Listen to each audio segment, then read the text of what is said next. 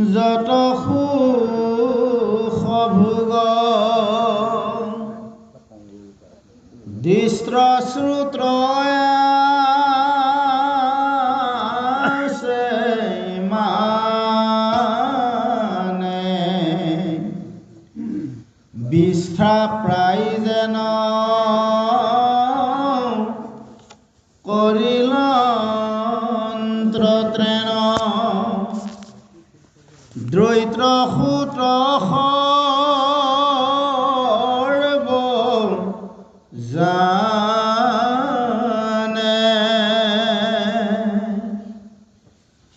প্ৰাণ মন বুদ্ধি দ্ৰমিলা প্ৰহ্লাদে গম্ভীৰ বুদ্ধি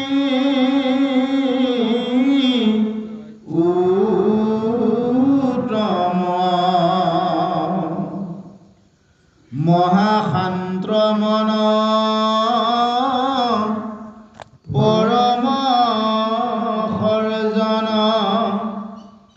নিষ্কাম ভৈল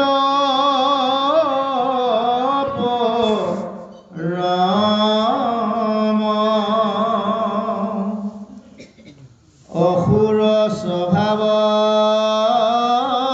এৰিলা প্ৰহ্লাদ জৈদাপি তেন্ত অসুৰ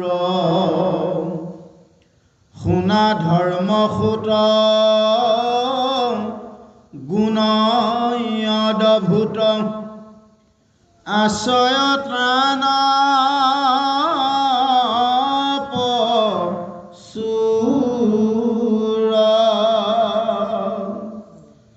প্ৰহ্লাদত যত গুণচয় আছে কবিগণে দেখি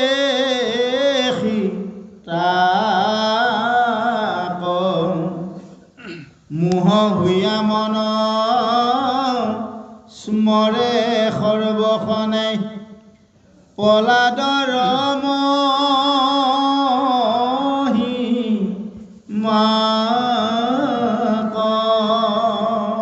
এতিয়া নাৰদে প্ৰহ্লাদৰ বিষয়ে পুনৰ বৰ্ণনা কৰিছে যুধিষ্ঠিৰৰ আগত যে হে ধৰ্মৰাজ, সেই প্ৰহ্লাদে ইহলোক পৰলোক এই সমস্ততে যিমানবিলাক সুখ আৰু ভোগৰ সম্পদ আছে, চকুৰে দেখা বা চকুৰে নেদেখা কোনো সম্পদৰ প্ৰতি তেওঁৰ কোনো আকৰ্ষণ নাই, কোনো ৰতি নাই। বিস্তাহেন এই ভোগৰ সম্পদখিনি তেওঁ ত্যাগ কৰিবৰ কাৰণে কুণ্ঠাবোধ নকৰে। এতিয়া বিস্তা বুলি কওঁতে আনৰ দেহৰ পৰা ওলোৱা বিস্তাখিনিৰ কথাটো বাদ দিলোঁ, নিজৰ দেহৰ লগত থকা সময়লৈকে সেইখিনি আপোন হৈ থাকে, নহয় জানো বাৰু? কিন্তু এই মল আৰু মূত্ৰ ৰূপত নিজৰ দেহৰ পৰা ওলোৱাৰ মুহূৰ্তত সিও কিমান ঘৃণনীয় হৈ পৰে, যাৰ ওচৰত আমি খন্তেকো থাকিব নিবিচাৰোঁ, যাৰ পৰা আমি দৌৰি পলাবৰ কাৰণে বা আঁতৰিবৰ কাৰণে আমি প্ৰযত্ন কৰোঁ। গতিকে বিস্তা যদি আমি জ্ঞান কৰোঁ তাৰ পৰা আমি আঁতৰিব লাগিব। তদ্ৰূপ আজি প্ৰহ্লাদে এই বিষয়ৰ সমস্ত ভোগবিলাকক বিস্তাহেন তেওঁ জ্ঞান কৰিছে আৰু কোনোদিন তেওঁ সেই সুখ ভোগৰ কথা তেওঁ ভাবিব নোৱাৰে। আনে যদি সেই সুখ ভোগ কৰে তেতিয়াহ'লে তেওঁ তাৰ পৰা আঁতৰিবৰ কাৰণে সদায় প্ৰযত্ন কৰে। চাওকচোন বাৰু, এইখন সংসাৰত তেনেকুৱা ঘটনাই ঘটি আছে। যিসকলে মাছ মাংস ৰাজকীয় নানা ধৰণৰ খাদ্য সম্ভাৰবিলাক জুতি লগাই লগাই খাই থাকে, আৰু যিসকলে সেই ভাগৰ পৰা আপোনা আপুনি তেওঁলোকে আঁতৰি আহিব লগা হৈ গৈছে, কাৰণ কিবা নহয় কিবা এটা ক্ৰিয়া কৰিছে। এটা সময়ত তেওঁলোকে সেইবিলাক দেখিলেই গোন্ধই ছাতি ধৰিব আৰু ওচৰৰ পৰা আহিব নোৱাৰে।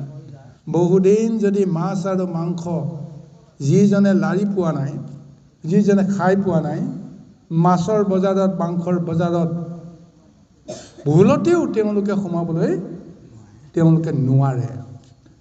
এইটো ঘৃণাত নহয়, আৰু সেইটো অহংকাৰত নহয়, তেওঁলোকক ইন্দ্ৰিয় বৰ্গই এনেকুৱা এটা পৰিৱেশ দি দিয়ে যে সহ্য কৰিব নোৱাৰে। তালৈ গ'লেই তেওঁলোকৰ কিবা নহয় কিবা এটা যেন অথন্ত ঘটিব। অৰ্থাৎ আজি এতিয়া নিজৰ আপোন যি সম্পদ লগত থাকোঁতে সি আপোন হৈ থাকে, ওলাই যোৱাৰ লগে লগে মল মূত্ৰৰ ওপৰত সিয়ে শত্ৰু হয়। তদ্ৰূপ এই দৃষ্টমান সেই সমস্ত ভোগ বিস্তাৰহেন তেওঁ জ্ঞান কৰিব লগা হৈ যায়। সেইকাৰণে আঁতৰিবলৈ বাধ্য হয়। কাকো তেওঁ ঘৃণা নকৰে, কাকো তেওঁ নিন্দা নকৰে, কিন্তু নিজেই সেই বুলি ভাবি বিস্তাৰহীন জ্ঞান কৰি তেওঁৰ ওচৰত থাকিলে মোৰ বহুত অসুবিধা হ'ব, নিজকে বচাবৰ কাৰণে তেওঁলোক বা নিজক শুদ্ধ কৰিবৰ কাৰণে তেওঁলোক আঁতৰি আহে। তদ্ৰূপ এনেদৰে আজি সেই প্ৰহ্লাদে সমস্ত ভোগৰ পৰা তেওঁ আঁতৰিয়ে থাকে। তথাপিও প্ৰহ্লাদে ভোগ কৰা নাই নেকি বাৰু? তেওঁ আশাহে কৰা নাই কি তেওঁ যি ভোগ কৰে, যি খাদ্য খায় সেইটোতো অমৃতেই। অমৃত তেওঁ খাই থকাৰ পিছতো তেওঁ নাভাবে মই অমৃত খাইছোঁ বুলি, তেওঁ অনুভৱ নাই। বাৰু যি কি নহওক, প্ৰাণবুদ্ধি মন দমিলা প্ৰহ্লাদে গম্ভীৰ বুদ্ধি উত্তম, মহাশান্ত মন পৰম সজ্জন নিষ্কাম ভৈলা পৰম। তাৰ মন প্ৰাণ বুদ্ধি ইমান তেওঁ গম্ভীৰ হৈছে, বুদ্ধিত ইমান উত্তম, তাৰমানে মনতে যিটো ভাবে, যিটো কৌশল তেওঁ মনৰ ভিতৰত ৰচনা কৰে, এক মুহূৰ্ততে সেই কৌশলে সৎ কামত প্ৰয়োগ হয়। তাৰ শুভ ফল তেওঁ নিজেও পায় আৰু জগতেও পায়। আৰু মহাশান্ত মন সেই পৰম পুৰুষজন ইমান সজ্জন, তেওঁ নিষ্কাম হৈ গ'ল, পৰম ভক্ত হৈ গ'ল, যে অসুৰ স্বভাৱ তেওঁৰ নাইকিয়া হৈ গ'ল।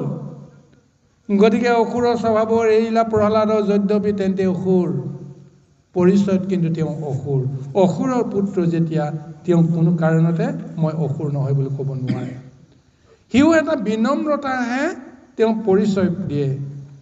ইমান শান্ত শুদ্ধ মহামহন্ত ৰূপত প্ৰহ্লাদেও এদিন কয় যে মোৰ দৰে দৈত্যৰ সন্তানে কি বুজিব পাৰোঁ ঈশ্বৰৰ কথা, ঈশ্বৰৰ মহিমাৰ কথা কি বুজিব পাৰোঁ, কাৰণ মইতোতো দৈত্যৰ সন্তান, সেইটো শক্তি সামৰ্থ্য মোৰ নাই। অৰ্থাৎ অসুৰ শব্দটোতে তেওঁ কিমান বিনয়তা, নম্ৰতা আৰু তেওঁৰ স্বভাৱৰ শুদ্ধতাটো তেওঁ কেনেকৈ প্ৰকাশ কৰিব পাৰিছে। গতিকে শুনা ধৰ্মসূত গুণ অদভূত আশ্ৰয় তান প্ৰচুৰ। ধৰ্মৰ সন্তান যুধিষ্ঠিৰক কৈ আছে, হে ধৰ্মপুত্ৰ, তুমি এতিয়া ধৰ্মত বিচলিত হৈ আছা, তুমি ধৰ্ম ৰক্ষা কৰিব পৰা নাই কাৰণে তোমাৰ এইটো দুৰ্দশা। এতিয়া ধৰ্মৰ আচৰণৰ কথা তুমি দৈত্য কুলৰ পৰা প্ৰহ্লাদৰ পৰা তুমি শিকি লোৱা। দৈত্য পুত্ৰ হৈ তেওঁ কেনেকৈ অদ্ভুত তেওঁ ধৰ্ম আচৰণ কৰিছে, যে প্ৰহ্লাদত যত গুণচয় আছে, কবিগণে দেখি তাক মোহ হুইয়া মন স্মৰে সৰ্বখনে প্ৰহ্লাদৰ মহিমা ক।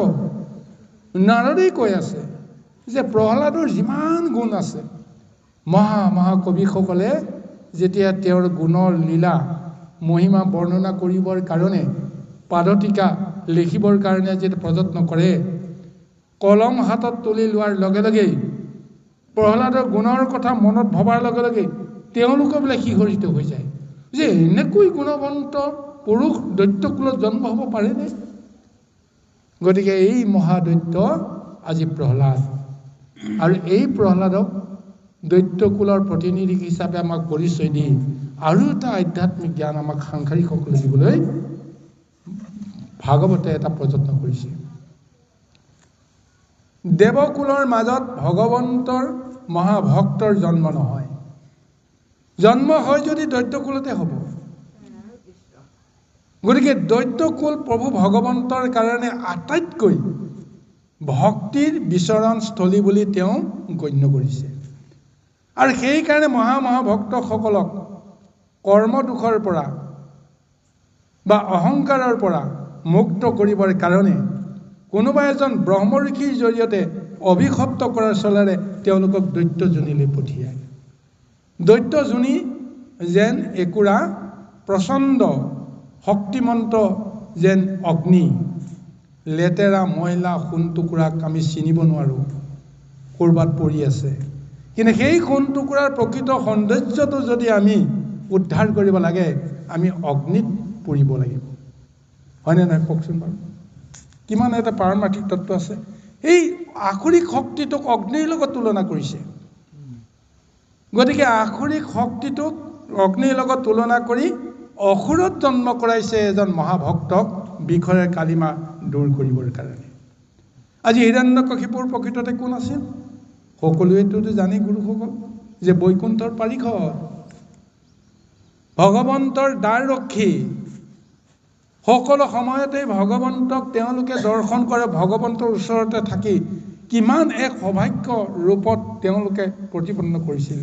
কিন্তু তেওঁলোকৰ হৃদয়তো মায়াৰ প্ৰলেপ আছিল।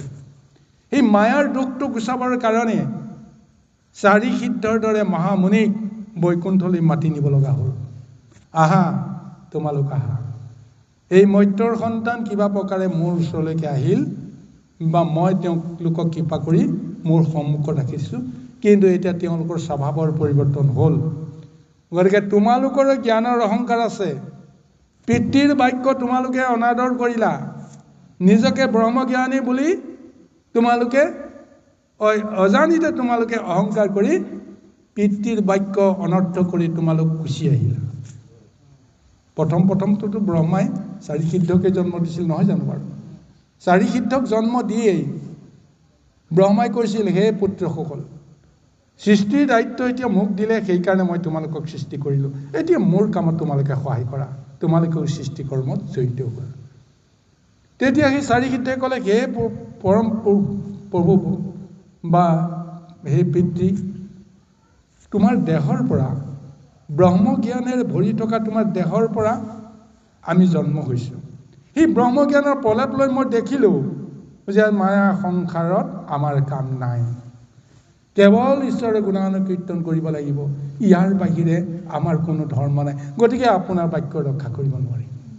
পিতৃৰ বাক্য অনাদৰ কৰাত মনে মনে ব্ৰহ্মাৰ অন্তৰত দুখ পাইছিল। অভিশাপ দিবলৈ তেওঁ ইচ্ছা কৰিছিল, কিন্তু তেওঁ নিদিলে। কিয় নিদিলে? প্ৰথম সন্তান যে, স্নেহৰ সন্তান, তেওঁলোকক অভিশপ্ত কৰিবলৈ তেওঁৰ সৎ নগ'ল। কিন্তু মনৰ যিটো ভাৱনা, এই ভাৱনাটো তেওঁৰ ৰৈ গ'ল। বাৰু যেনেকৈ নহওক, সেই জ্ঞানৰ অহংকাৰত প্ৰভু ভগৱন্তে এটা ছিদ্ৰ বিচাৰি পালে। গতিকে আহা, তোমালোকেও মোক বৈকুণ্ঠলৈ চাবৰ কাৰণে মানস কৰি আহা। আহি এইকেইজনক তোমালোকে যেনেকেই নহওক বৈকুণ্ঠৰ পৰা লৈ যোৱা। এয়াই হৈছে মহালীলা। নহ'লে যি বৈকুণ্ঠত কোনোদিন হিংসা নাথাকে, দেশ নাথাকে, কপটতা নাথাকে, যুদ্ধ নাথাকে, বিদ্ৰোহ নাথাকে, আনন্দই আনন্দ ভগৱন্তৰ নামত সকলোৱে আত্মবিভোৰ হৈ থাকে, সেই বৈকুণ্ঠত চাৰি সিদ্ধ যোৱাৰ লগে লগে আমাৰ অনৰ্থ হৈ গ'ল। কিয়? এয়া হৈছে ভগৱন্তৰ লীলা। আৰু সেই পৰম ব্ৰহ্ম পুৰুষজন আজি এনেদৰে ভক্তক ৰক্ষা কৰিবৰ কাৰণে মহালীলা কৰিছে।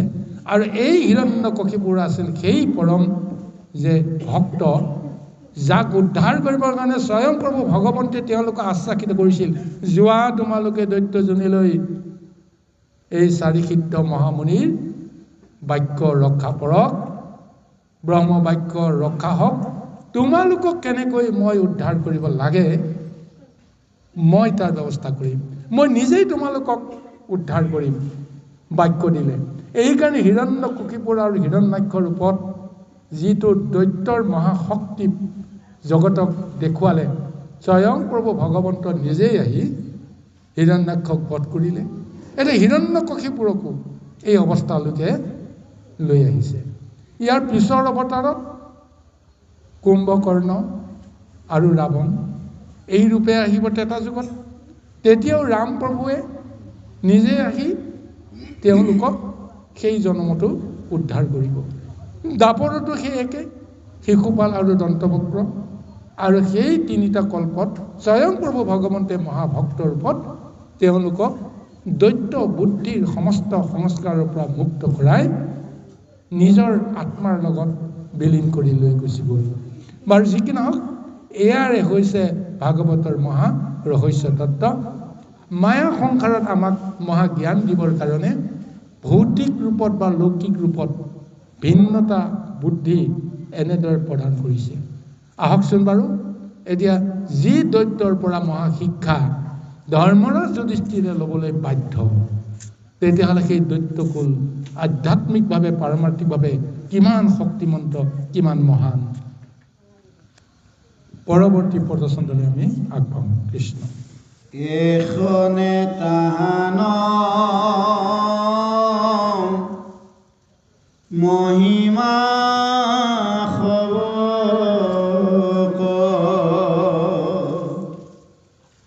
ঢাকিবা কণটো পাৰে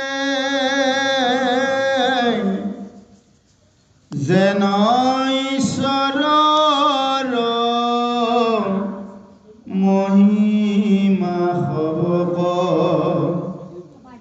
দূৰ কৰিবা কণাৰে প্ৰহ্লাদৰো সেহি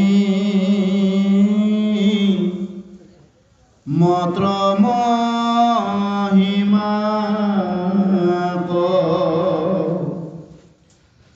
গাৱৈ সভাৰ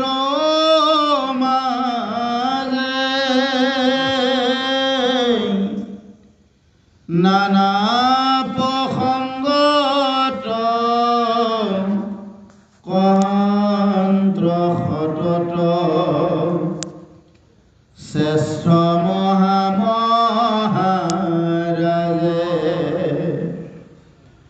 কথা সময়ত মহাজন যত্ৰ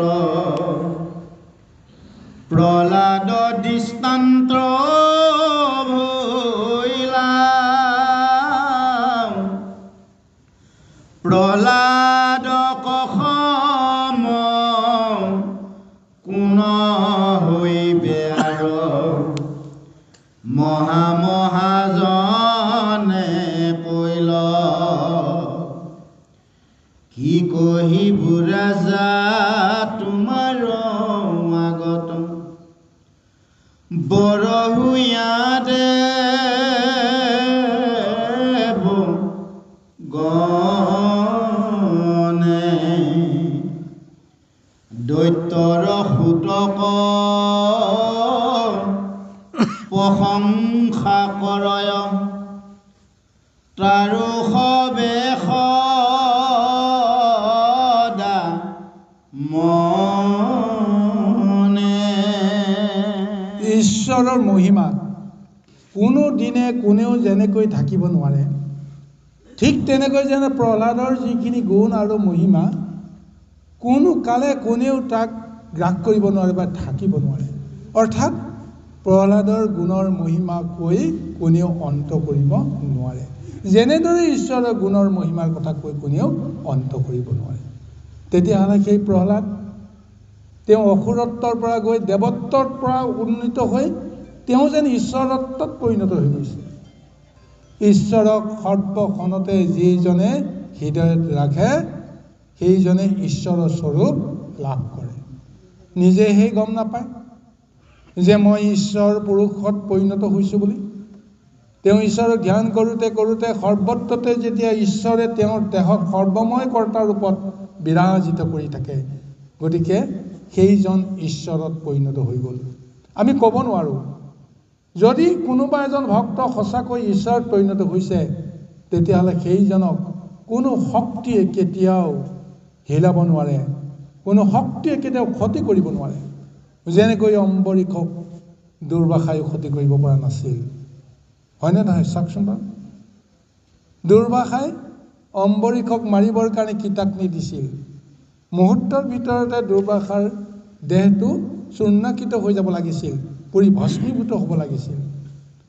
কিন্তু তাৰ পৰিৱৰ্তে হিৰণ্যকশিপুৰে বুজিলে, হে প্ৰভু, তেওঁতো মোক মাৰিব নোৱাৰে, কাৰণ মোৰ হৃদয়ত কোন আছে? তুমি আছা। মোক মাৰা মানে তোমাকে মাৰা নহয় জানো বাৰু? তোমাক জানো মাৰিব পাৰিব জানো?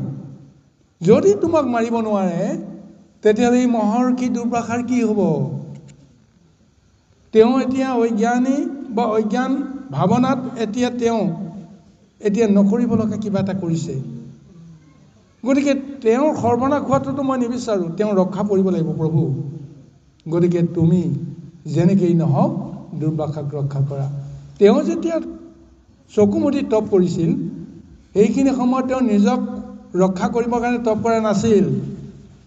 ভগৱন্তৰ ওচৰত তেওঁ শৰণাপন্ন যে হে প্ৰভু তুমি দুৰ্বাসাক যেনেকেই নহওক তুমি ৰক্ষা কৰা।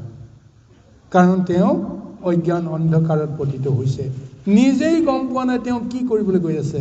গতিকে সেই দুৰ্বাসা কোনো কাৰণতে তুমি অনৰ্থ নকৰিবা।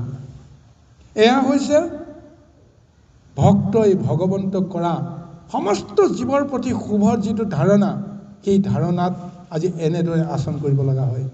এই কাৰণে যেতিয়া কৃষ্ণই প্ৰভু ভগৱন্তই সেই সুদৰ্শন চক্ৰেৰে দুৰ্বাসাৰ কিতাগ্নি যেতিয়া মুহূৰ্তৰ ভিতৰতে ধ্বংস কৰি পেলালে, তাৰপিছত সেই চক্ৰটো আগবাঢ়ি গৈ এক মুহূৰ্তত দুৰ্বাসাক চূৰ্ণাকিত কৰিব লাগিছিল, কিন্তু নকৰিলে। কিমান তীব্ৰ সুদৰ্শন চক্ৰৰ গতি, সেই গতি স্তম্ভিত হৈ গ'ল, যেন লাহে লাহে দুৰ্বাসাৰ ওচৰলৈ আগবাঢ়ি যোৱাটোহে তেওঁ উপলক্ষ কৰিলে। কাৰণ ইফালে কি কৰিলে যে অম্বৰীষেটোতো ঈশ্বৰক তুতি কৰিছে, হে প্ৰভু তুমি তেওঁক অনিষ্ট নকৰিবা, তুমি তেওঁক কৃপা কৰা। আৰু ভগৱন্তে কৈছে নাই, তেওঁৰ দুৰ্মতি ভাৱনাখিনি নাশ নোহোৱালৈকে মই তেওঁৰ পিছ নেৰিম।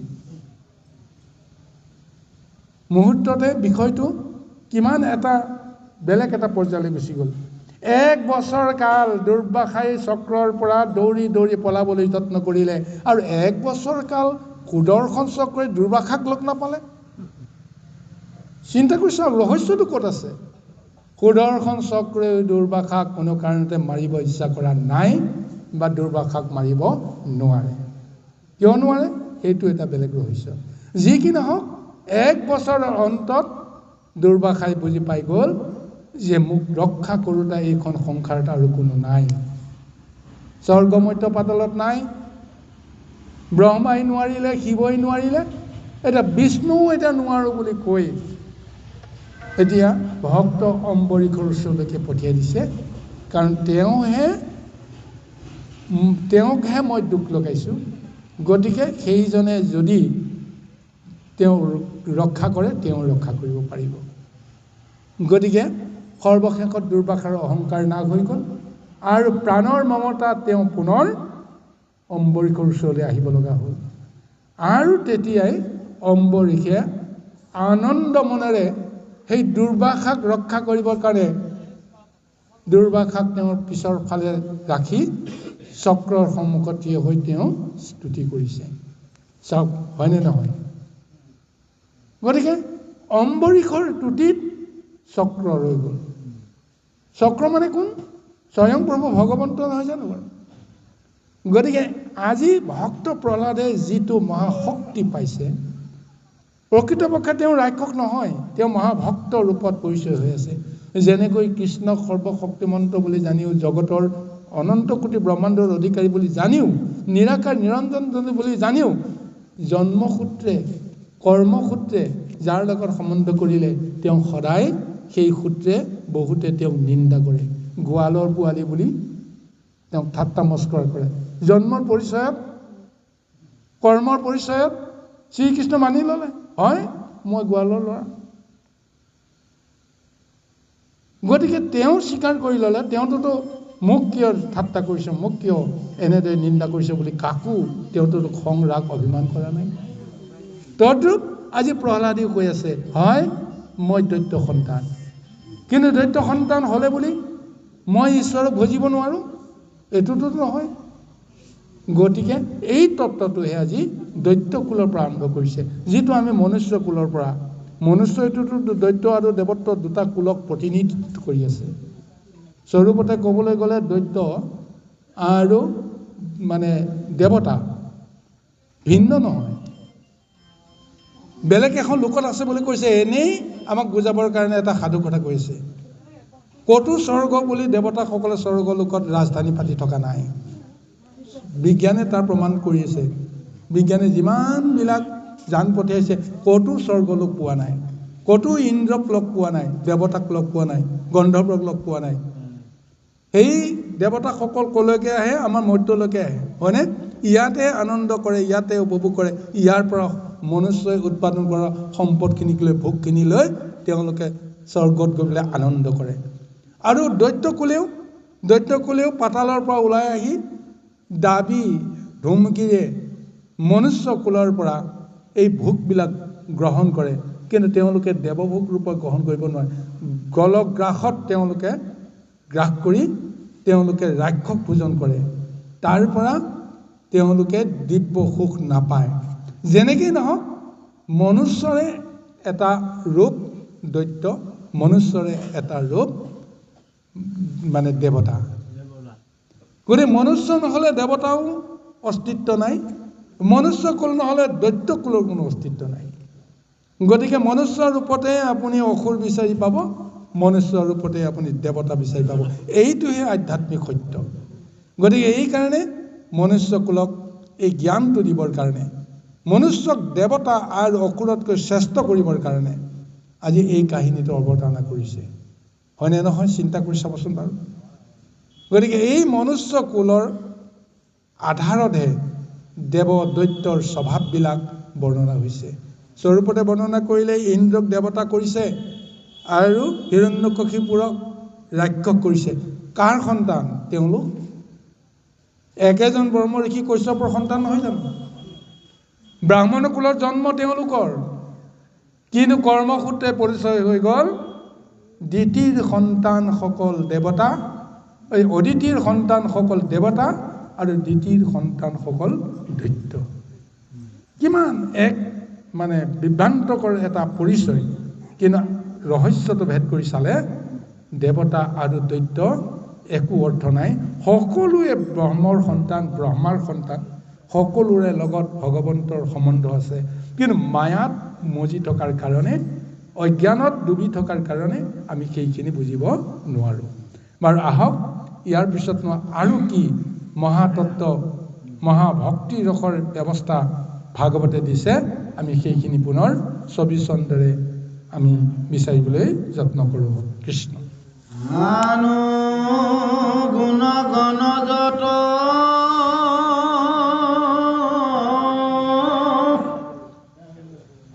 আছে সবে প্ৰহ্লাদ ত্ৰাণ মহামহিমা সুচাৱে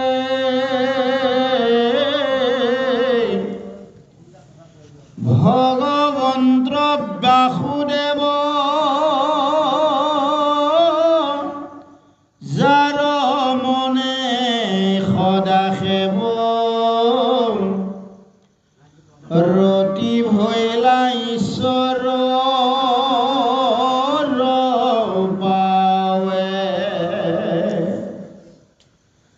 নৈখ গিক্ৰ নামে ৰতি প্ৰহ্লাদৰ ভৈলায়াতি ঈশ্বৰত প্ৰাণ মাত্ৰ মন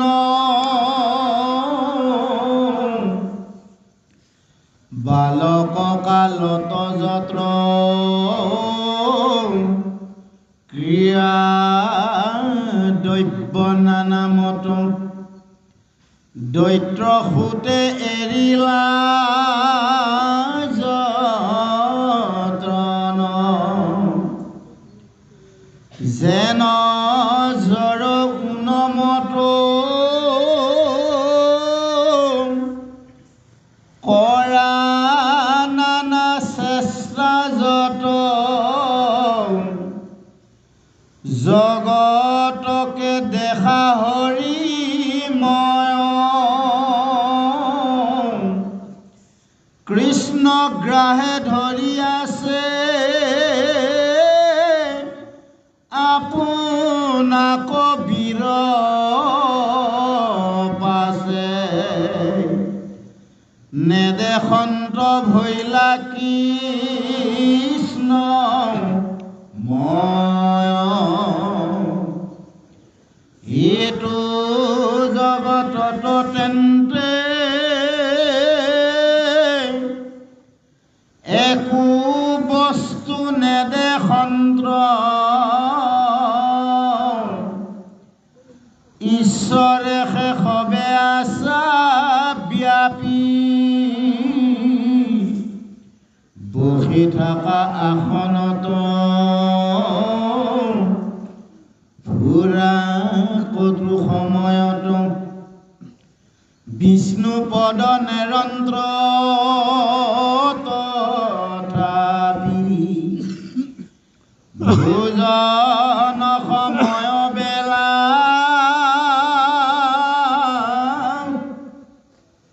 জল প্ৰাণ বাক্য বোলা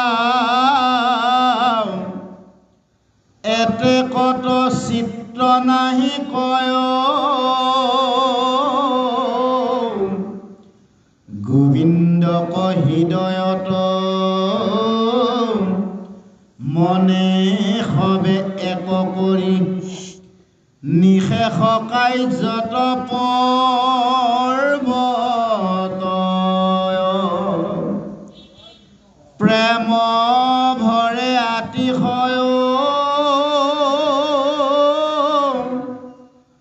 কোনো বেলা কান্দে তয় ধাৰে নিৰ নেত্ৰৰ বহয় বৈকুণ্ঠ চিন্তাৰে আতি শোভিত হুয় মন শ্ৰেতন থাকে তাৰ গাঁও কৃষ্ণ। ইয়াৰ পিছত পুনৰ নাৰদেৱ যুধিষ্ঠিৰৰ আগত কৈছে যে ভক্ত প্ৰহ্লাদৰ যিমানবিলাক গুণ আছে মহিমা আছে এই গুণ আৰু মহিমাবিলাকৰ কাৰণতেই তেওঁ ভগৱন্ত বসুদেৱক সৰ্বত্ৰতে তেওঁৰ মনত তেওঁ ধাৰণ কৰি থাকে সেৱা কৰি থাকে আৰু ঈশ্বৰৰ প্ৰতি তেওঁৰ যিটো ৰতি হৈ গ'ল এই ৰতিটোক নৈসৰ্গিক ৰূপ এটা দিয়া হৈছে স্বৰ্গীয় আৰু নৈসৰ্গিক দুয়োটা এটা শব্দৰ এটা ৰূপান্তৰ স্বৰ্গীয় আৰু নৈসৰ্গিক তাৰ স্বৰ্গত কিমান আনন্দ আছে একো কৰ্ম নকৰাকৈ স্বৰ্গত ভোগ কৰাৰ আনন্দ পাব পাৰে কিন্তু নৈসৰ্গিক কি সেই ভোগতে মত্ত নাথাকি আৰু কিছু ৰহস্য উদঘাটন কৰিবৰ কাৰণে স্বৰ্গভেদ কৰি যদি ক'ৰবালৈকে গতি কৰিব লগা হয় সেই ব্যৱস্থাটোকে কৈছে নৈসৰ্গিক স্বৰ্গখনে যেতিয়া এখন নদীৰ দৰে বৈ যায় নৈসৰ্গিকৰ ধাৰণাটো সেইটো এতিয়া প্ৰহ্লাদৰ মনত সেইটো তেওঁ কৃষ্ণক হৃদয়ত লৈ তেওঁ অপাৰ আনন্দ সৰ্বখনতে লৈ আছে কিন্তু তেওঁ ৰৈ থাকিব পৰা নাই তেওঁ এই সংসাৰত সেই কৃষ্ণৰ মহাসুখখিনিক লৈ সম্পদখিনিক লৈ তেওঁ অহৰহ তেওঁ যেন গতি কৰি গৈ আছে এই গতিটো ক'ৰ পৰা ক'লৈ গৈছে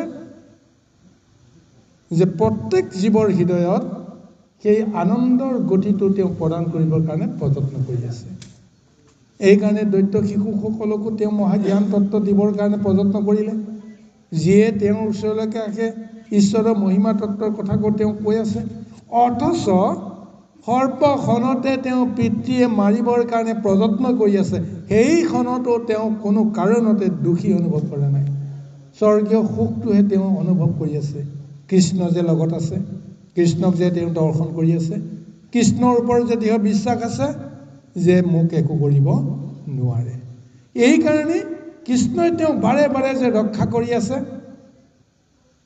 তেওঁক আক্ৰমণ কৰা প্ৰতিটো চেষ্টা যে বিফল হৈ আছে আৰু বিফল হোৱাৰ দেখা পোৱাৰ লগে লগে তেওঁ মনত আৰু কৃষ্ণৰ প্ৰতি প্ৰেম উপজে কৃষ্ণৰ প্ৰতি মহাভক্তি আৰু দৃঢ় হৈ পৰে যে পিতৃয়ে মোক মাৰিবৰ কাৰণে কি কৰিছিল চাওকচোন।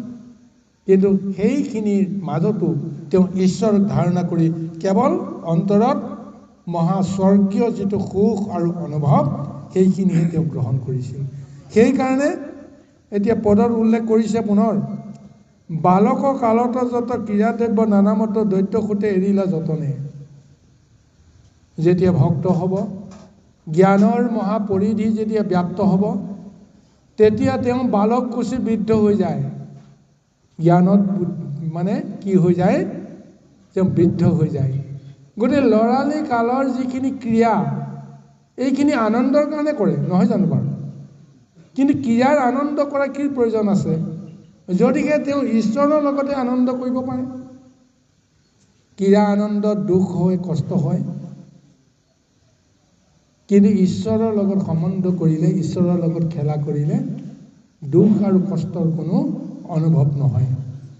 এতিয়া যিজনে কৃষ্ণৰ প্ৰেমত এনেদৰে ৰতি হৈ পৰে, নৈসৰ্গিক যিটো ৰতি যিজন ভক্তই অনুভৱ কৰিব পাৰে, তেওঁ বোলে পৰম উন্মত্ত হোৱাৰ দৰে হৈ যায়। তেওঁ এটা কথাহে চিন্তা কৰে, বেলেগ কথা চিন্তা কৰিব নোৱাৰে। লোহা এটুকুৰা যেতিয়া চুম্বকৰ আকৰ্ষণত পৰে, লোহা টুকুৰাই গমেই নাপায় তেওঁৰ শক্তি কিমান, তেওঁৰ ভৰ কিমান, কেৱল চুম্বকৰ প্ৰতি তেওঁৰ আকৰ্ষণ থাকে। চুম্বকৰ লগত লীন যাব পৰা বা লগ হ'ব পৰাকৈ তেওঁ সদায় তেওঁক গতি কৰিবলৈ প্ৰযত্ন কৰে, অন্য কথা ভাবিব নোৱাৰে।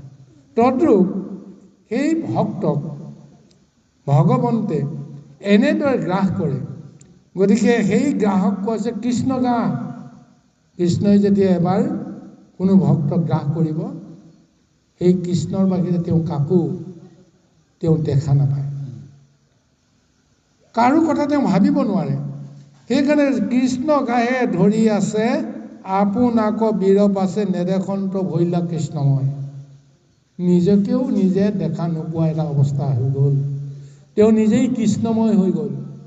কৃষ্ণ কৃষ্ণ বুলি মাতোতে মাতোতে তেওঁৰ নাম যে প্ৰহ্লাদ, নিজৰ নামটোকো পাহৰি গ'ল।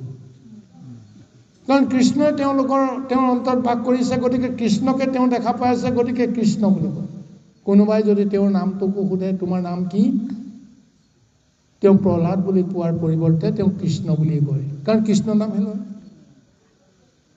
গতিকে নামৰ কি ৰহস্য চাব দেই গুৰুসকল। এতিয়া ভাবোতেই বহুত কিবা কিবি হৈ যায়। এতিয়া অজামিলে যে শেষত যে নাৰায়ণ নামটো লৈ তেওঁ গতি পাইছিল, এটা এটাকৈ 9টা সন্তান তেওঁ বিষয়ৰ সন্তান জন্ম দিয়াৰ পিছত শেষৰ সন্তানটোৰ নাম নাৰায়ণ কিয় ৰাখিলে, এই কথাটো আপোনালোকে নিশ্চয় অনুভৱ কৰকচোন বাৰু। সমস্ত পুত্ৰ বিষয় পুত্ৰ হ'ল, কোনোদিন ঈশ্বৰক তেওঁ ভজনা কৰা নাই, কিন্তু 10ম পুত্ৰটো জন্ম হোৱাৰ পিছত তেওঁৰ নাম নাৰায়ণ ৰাখিলে। কিয় ৰাখিব লগা হ'ল, এইখিনিতে ৰহস্যটো সোমাই আছে। এটা এটাকৈ 9টা সন্তান জন্ম দি যিখিনি তেওঁলোকৰ কাৰণত মায়া পাশত আবদ্ধ থাকি তেওঁ দুখ কৰিলে, কষ্ট কৰিলে, সেইখিনিতেই পূৰ্বজন্মৰ সংস্কাৰখিনি শেষ হ'ল। কিন্তু পূৰ্বজন্মতো তেওঁ পুণ্যও আছে, পাপখিনি তেওঁৰ শেষ হ'ল। প্ৰথমতে আমি পাপ ভোজন কৰিব লাগে। যদি আমি মনুষ্য ৰূপে জীৱৰূপে সংসাৰলৈ আহোঁ, আমি এটা কৰ্মই কেতিয়াও নকৰোঁ, 2টা কৰ্ম আমাৰ লগত থাকিব, এটা পাপ, এটা পুণ্য। এতিয়া পাপ আৰু পুণ্য 2টাৰ ভিতৰত প্ৰথমতে কোনটো ভুগিব লাগিব? নিগৰজাকৈ সেইটো কাহিনী ধুনীয়াকৈ সজাই পৰাই আমাক ভাগৱতে আগুৱাই দিছে। মহাপুণ্যৱন্ত নিগৰজা বাৰু যি কি নহওক, এতিয়া এই মহাপাপ যেতিয়া তেওঁ ক্ষয় হৈ গ'ল, তেওঁতো নাজানে যে পুণ্য তেওঁৰ কাৰণে ৰৈ আছে। ভগৱন্তে চিন্তা কৰিলে তেওঁ পাপ ক্ষয় হৈ গ'ল যেতিয়া, এতিয়া তেওঁ পুণ্যৰ বলত এতিয়া তেওঁ উদ্ধাৰ কৰিব লাগিব। কিন্তু কেনেকৈ উদ্ধাৰ কৰিব, পুণ্যই কেনেকৈ তেওঁক পৰখ কৰিব? তেতিয়াই প্ৰভু ভগৱন্তে লীলা কৰিলে আৰু তেওঁক দয়া কৰিলে, আৰু সেই সূত্ৰে 10ম সন্তানটো যিদিনাখন ৰাতি জন্ম হ'ল, সেইদিনাখন মনটোত তেওঁ অজানিতে ফৰকাল হৈ আছে, আনন্দ পাই আছে। ৰাতিপুৱা যেতিয়া শুই উঠি বাহিৰলৈকে ওলাইছে, বাহিৰলৈকে ওলোৱাৰ লগে লগে তেওঁৰ পদূলিত দেখা পালে এটা সন্ন্যাসী, এজন ঋষি। প্ৰথমবাৰ তেওঁৰ ঋষি দৰ্শন হৈছে যে এই বেশ্যাৰ লগত সংগ কৰাৰ পিছত প্ৰথমবাৰ তেওঁৰ ঋষি দৰ্শন হৈছে। ক'ত হৈছে? তেওঁৰ নিজৰ গৃহত। ভগৱন্তে সেই ঋষিজনক পঠিয়াই দিছে, যোৱা, তুমি এইটো গতিৰে যোৱা, কিবা এটা কাম আছে। ঋষিজনেও নাজানে মই কিয় এইটো বাটেৰে আহিলোঁ, কিন্তু যেতিয়া দেখা পালে আপোনাৰ এই অজামিলে যেতিয়া বাৰণ্ডাত ওলাই যেতিয়া পদূলিৰ মুখত ঋষিক দেখা পালে, দেখা পোৱাৰ লগে লগে মন ইমান প্ৰফুল্লিত হ'ল, লগে লগে ঋষিজনক মাত দিলে, এই গুৰুদেৱ আপুনি খন্তেক ৰওক, মোৰ পৰম সৌভাগ্য, আজি ৰাতিপুৱাই আপোনাৰ দৰ্শন হ'ল, আপুনি অকণমান মোৰ গৃহলৈকে আহক। যেতিয়া তেওঁক আদৰ সাদৰ কৰি মাতিলে, ঋষিজনে নাযাওঁ বুলিওতো তেওঁ থাকিব নোৱাৰিলে, কাৰণ ঋষিজনে ইতস্তত মন এটা লৈ, কাৰণ তেওঁ চিনি পাইছে এইজনটোতো মহাপাপী, আজি মই এইটো বাটেৰে আহিলোঁ আৰু মহাপাপীজনক মই আজি দেখা পালোঁ, শ্ৰী কি হ'ব এতিয়া, মনত সেই দ্বিধাগ্ৰস্ত আছে। কিন্তু ভক্তিভাৱেৰে মাতাৰ দৰে তেওঁ মাতিলে যেতিয়া তেওঁ অনৰ্থ কৰিব নোৱাৰে, গতিকে তেওঁ উপায় নাপাই গুচি গ'ল, ভিতৰলৈ গ'ল আৰু তেওঁ আসন বসন দি গ'ল, মানে তেওঁক বহুৱালে। তাৰপিছত ক'লে যে মোৰ আজি বৰ ভাগ্য ভাল, আজি মোৰ কনিষ্ঠ সন্তান জন্ম হৈছে। আপুনি যেতিয়া মোৰ গৃহত উপস্থিত হ'ল, আপুনি তেওঁৰ ভাগ্যখন চাই দি অকণমান আপুনি কৃপা কৰি তেওঁক এটা নাম এটা থওক।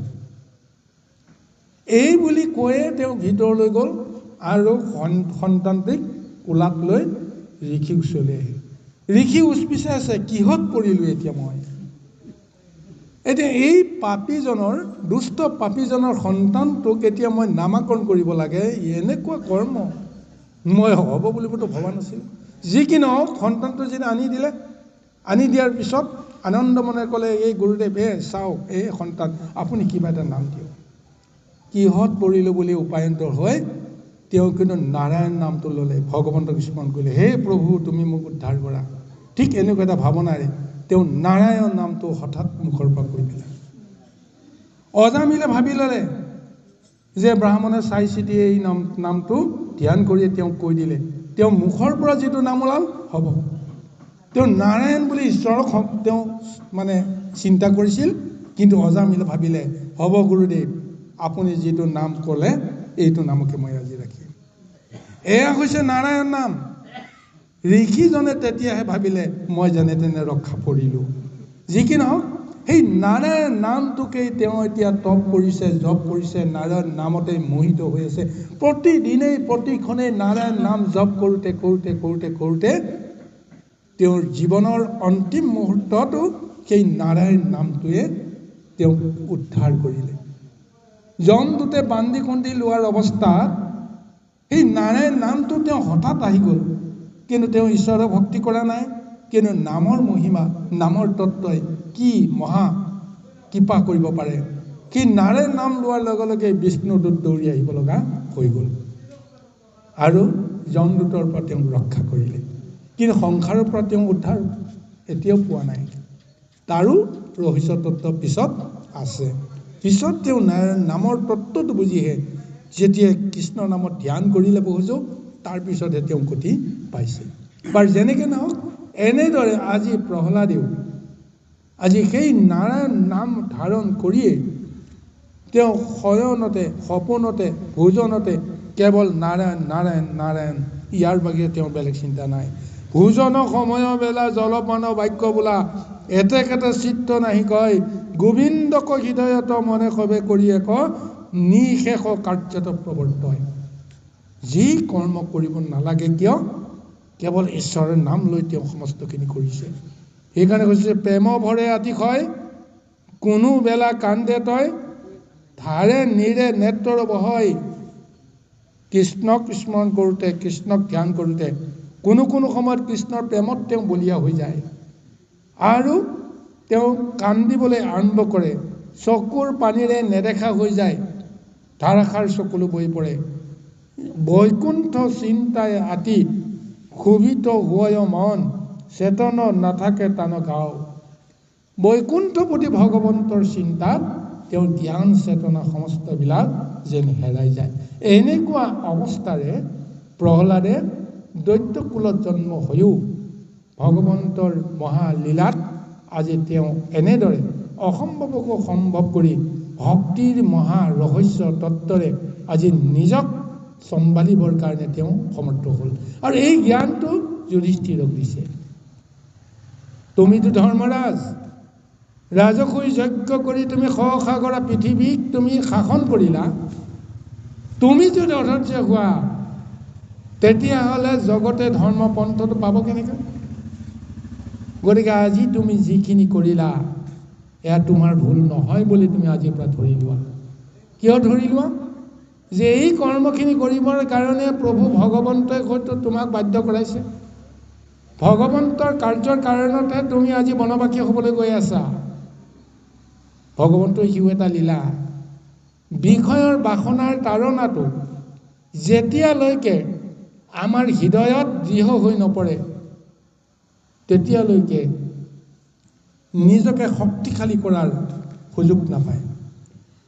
আৰু এইখনত পঞ্চ পাণ্ডৱ সঁচাকৈ কৌৰৱৰ শক্তিতকৈ কোনো কাৰণতে সবল নহয়। এই কথাটো সকলোৱে জনাটো উচিত। পিতামহ ভীষ্ম যেতিয়ালৈকে থাকিব, গুৰু দ্ৰোণাচাৰ্য যেতিয়ালৈকে থাকিব, মহাবীৰ কৰ্ণ যেতিয়ালৈকে থাকিব, অশ্বত্থামা যেতিয়ালৈকে থাকিব, কৃপাচাৰ্য যেতিয়ালৈকে থাকিব, কোনো শক্তিয়ে কৌৰৱক পৰাভূত কৰিব নোৱাৰে। গতিকে এই মহাশক্তিৰ ওপৰত মহাশক্তি ধাৰণ কৰিবৰ কাৰণে এতিয়া কৌৰৱ আৰু পাণ্ডৱৰ মাজৰ এক মহাযুদ্ধৰ জৰিয়তে নিৰ্ণয় হ'ব লাগিব। আৰু তাৰ কাৰণে কৌৰৱক প্ৰতিহত কৰিব পৰাকৈ পাণ্ডৱক সৰ্বশক্তিমন্ত কৰিবৰ কাৰণে আজি প্ৰভু ভগৱন্তে তেওঁলোকক প্ৰথমতে সম্পদ দি চাইছে, পৰীক্ষা কৰিছে। তাৰপিছত সম্পদখিনি কাঢ়ি লৈ দুৰ্যোধনক সমৰ্পণ কৰি দিছে। তাৰপিছত তেওঁলোকক সৰ্বহাৰা কৰি বনলৈ পঠিয়াই দিছে। কি সৌভাগ্য! এতিয়া দুৰ্ভাগ্য বুলি কৈ আছে ধৰ্মৰাজ যুধিষ্ঠিৰে, কিন্তু তাৰ মাজতে কি সৌভাগ্য হৈছে। বনত প্ৰৱেশ কৰাৰ লগে লগেই সহস্ৰ ঋষি মুনি আহি তেওঁলোকক দৰ্শন কৰিছে।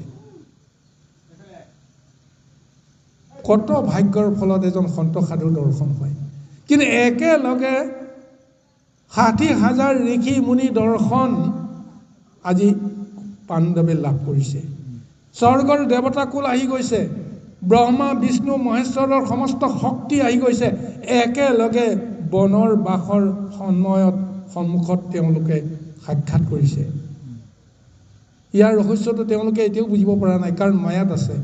কিন্তু আভ্যন্তৰীণভাৱে তেওঁলোকক কিমান কৃপা কৰিছে জগতে। যদিহে সৰ্বহাৰা নহ'লহেঁতেন, যদিহে ৰাজসুই যজ্ঞৰ জৰিয়তে ইন্দ্ৰপ্ৰস্থতেই তেওঁলোকে যদি মহাসুখ ভোগ কৰি থাকিলেহেঁতেন, এইসকলৰ মহাদৰ্শন, দেৱলোকৰ দৰ্শন, ঋষিলোকৰ দৰ্শন তেওঁলোকে একেলগে কেতিয়াও পোৱাৰ সৌভাগ্যখন নাপালেহেঁতেন। তেওঁলোকৰ আশীৰ্বাদত অসম্ভৱক সম্ভৱ কৰিবৰ কাৰণে বনৰ এই মহাযাত্ৰা তেওঁলোকৰ কাৰণে কিমান সৌভাগ্যজনক। এইকাৰণে ৰামচন্দ্ৰয়ো গৈ কৈকী আৰু মন্থৰাক সেৱা কৰি তেওঁলোকক প্ৰশংসা কৰিছে। তোমালোকে যদি মোক বনবাসলৈ নপঠালাহেঁতেন তেতিয়াহ'লে অসম্ভৱক সম্ভৱ কৰাৰ মোৰ সুযোগ নহ'লহেঁতেন। তোমালোকে বনবাসলৈ পঠিয়াই দিয়াৰ কাৰণে মোৰ কি ডাঙৰ লাভ হ'ল?